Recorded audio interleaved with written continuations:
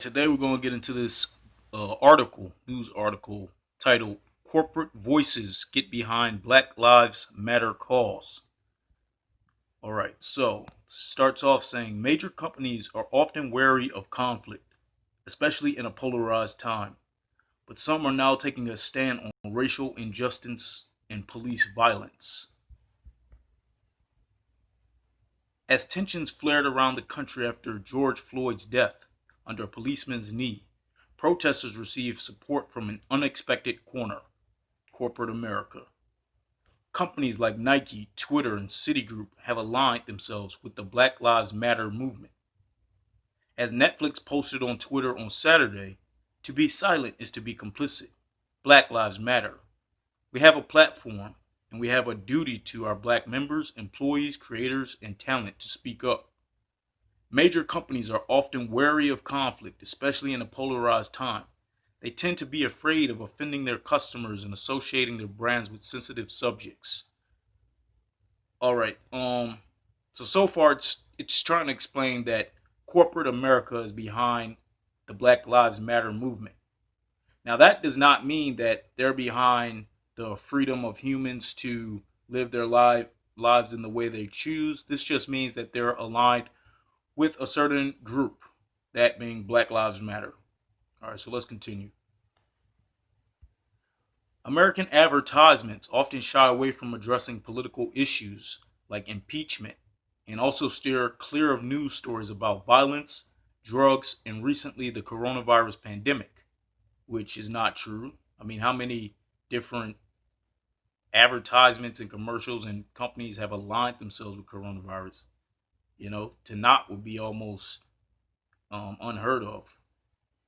But after Mr. Floyd died on Monday in Minneapolis, a wide range of companies began to take much more public stances on racial injustice and police violence.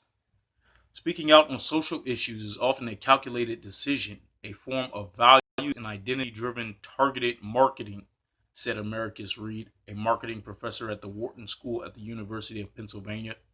By aligning corporate values with what customers care about, companies are hoping to build a sense of loyalty and a deeper sense of personal connection, he said.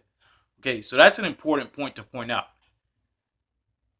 Companies align themselves with their customers so that they can try to build some value in their brand.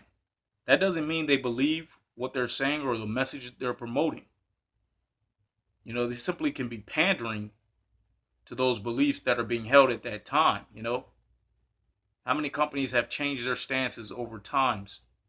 It's not that these people are necessarily trying to do what's quote unquote right now. It's just they're concerned about their businesses and they want to make sure that they're aligned with their customers' ideology, in the mind, in the idea. But that doesn't mean that they really care about any social injustices, any human rights transgressions. So let's continue. There's a general trend toward executives in the C suite being called out and pressure tested by consumers who want to know where they stand. There's an opportunity to differentiate not just on function, on what's a better mousetrap, but on values, he says. It's smart. They're taking a stand, hopefully because it's moral. See, hopefully because it's moral, but also because they understand the long term economic gain.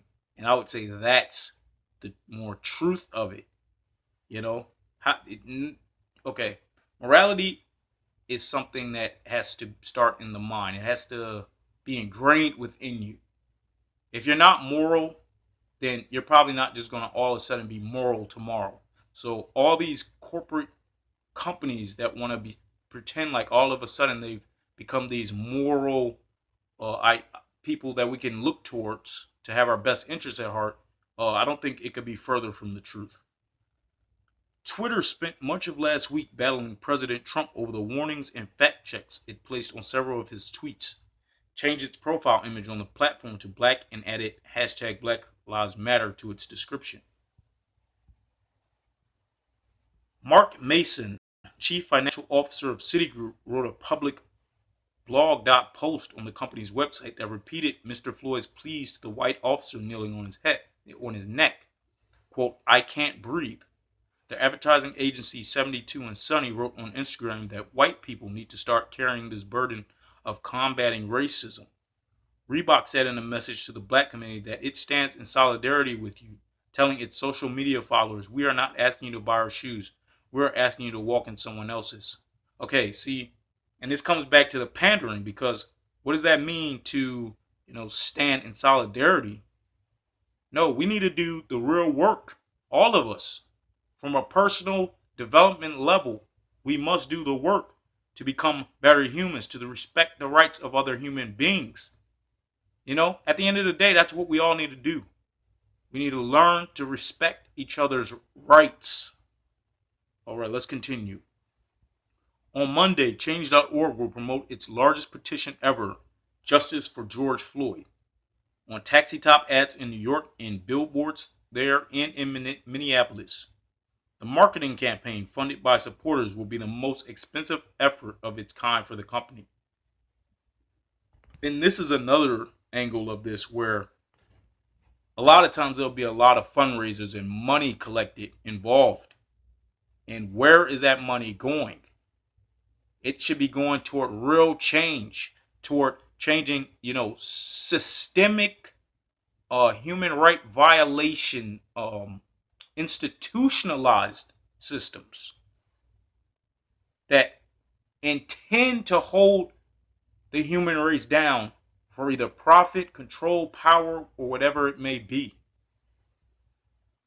Continuing, Warner Media Brands, including HBO, TBS, and the newly introduced HBO Max, changed their Twitter names to hashtag Black Lives Matter and quoted the black novelist James Baldwin, quote, "Neither love nor terror makes one blind.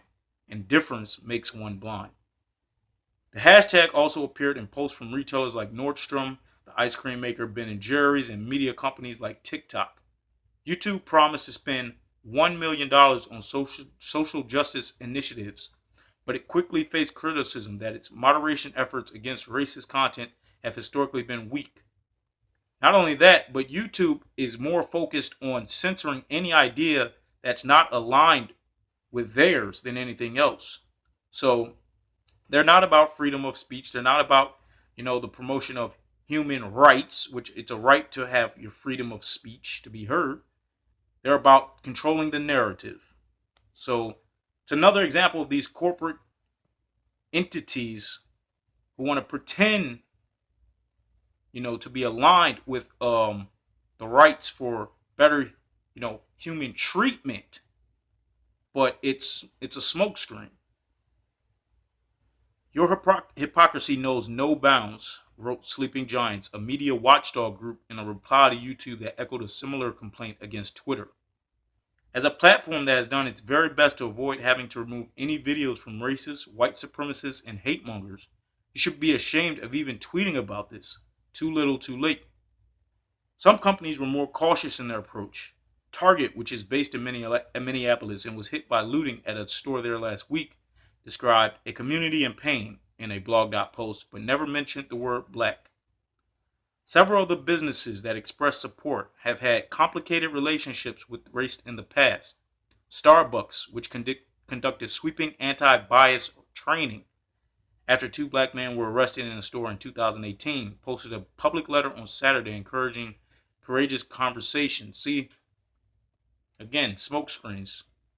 It's a lot of pandering. It's a lot of just people putting forth these messages of, oh, we're standing in solidarity with you. Oh, we can change this logo. Oh, we can change our name. Oh, we're so sorry. We didn't realize that.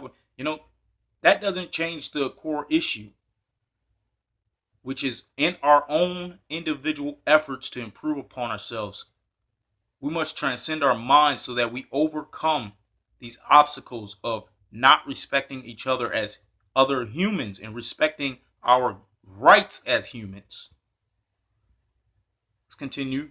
Nike, which has said that only 10% of its 353 vice presidents as of 2017 were black, released a new ad on Friday that was reposted by other shoe companies like Adidas and Converse. For once, don't do it, the spot said, beseeching people to stop pretending there's not a problem in America. The company won awards for its 2018 marketing campaign, which featured the quarterback Colin Kaepernick telling viewers to believe in something, even if it means sacrificing everything. Too many people, the supportive corporate sentiments fell short without offering funding or other substantive resources. But some companies said nothing at all. Okay, so there you go. In one sentence, too many people, the supportive corporate sentiments fell short without offering funding or other substantive resources. And really, before we could get to any levels of funding or trying to create something new, we have to understand in our own minds, in our hearts, that we are all human, that we all deserve to live free, enjoyable lives, free of slavery, free of masters.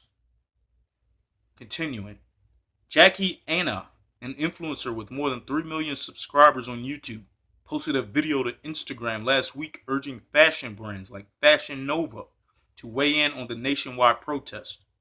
The brand said on social media this weekend that it was appalled, angered, and deeply saddened, and was talking to a number of community leaders to identify and explore ways to take a stand and help.